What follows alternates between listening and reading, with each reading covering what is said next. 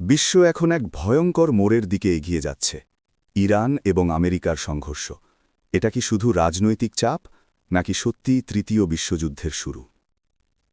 2026 সালে পরিস্থিতি হঠাৎ করেই ভয়ঙ্কর হয়ে ওঠে। যুক্তরাষ্ট্র এবং তার মিত্ররা ইরানের বিভিন্ন সামরিক স্থাপনায় হামলা চালায়।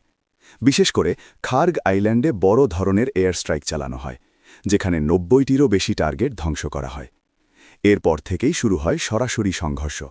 ইরান পাল্টা প্রতিক্রিয়া হিসেবে মিসাইল ও ড্রোন ব্যবহার করে আক্রমণ চালায় এবং পরিস্থিতি দ্রুত নিয়ন্ত্রণের বাইরে চলে যায়। এই যুদ্ধে শুধু বোমা আর মিসাইল না, এখানে রয়েছে স্ট্র্যাটেজি, অর্থনীতি আর ক্ষমতার লড়াই। একটি মার্কিন F-15 যুদ্ধবিমান ইরানে ভূপাতিত হয়, যা আমেরিকার জন্য বড় ধাক্কা ছিল। অন্যদিকে গোয়েন্দা রিপোর্ট বলছে ইরানের কাছে এখনও হাজার হাজার মিসাইল রয়েছে, যা ভবিষ্যতে বড় হুমকি হতে পারে। সবচেয়ে ভয়ঙ্কর জায়গা হল স্ট্রেট অফ হরমুজ। এখান দিয়ে বিশ্বের প্রায় 20% তেল যায়। এই জায়গা বন্ধ হয়ে গেলে পুরো পৃথিবী অর্থনৈতিক সংকটে পড়ে যাবে।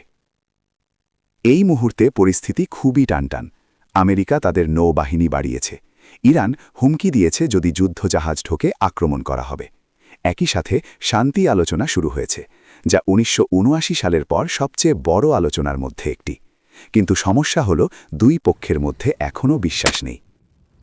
বিশ্লেষকরা বলছেন একটি ছোট ভুল সিদ্ধান্ত, একটি ভুল মিসাইল পুরো বিশ্বকে যুদ্ধের আগুনে ঠেলে দিতে পারে।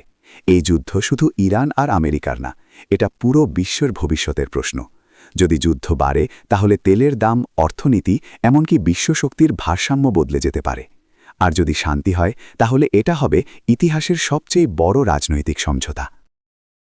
এখন প্রশ্ন একটাই, এটা কি যুদ্ধের শুরু নাকি শান্তির শেষ সুযোগ? আপনার মতামত কি? কমেন্ট করুন।